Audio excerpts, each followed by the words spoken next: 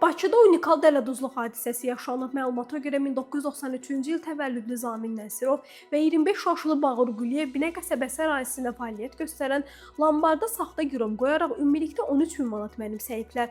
Dostlar əvvəlcədən razılaşdırılmış şəkildə içərisində istifadəyə yararsız vəziyyətdə olan mobil telefon bateriyalarını və aksesuarları, dəmir qırıntıları yerləşdirməklə iPhone 14 Pro, iPhone 15 Pro və iPhone 16 Pro markalı mobil telefon aparatlarının qutularını orijinal qaydada qablaşdırıblar. Qutunun ağzının açılmadığı, telefonların saz vəziyyətdə olduğu və işlənmədiyi barədə yalan məlumat veriblər.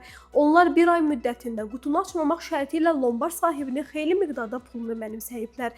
Götürdükləri pulu bir ay müddətində faizi ilə birlikdə geri qaytaracaqlarını bildirən qrup üzvləri sonradan ifşa olunublar.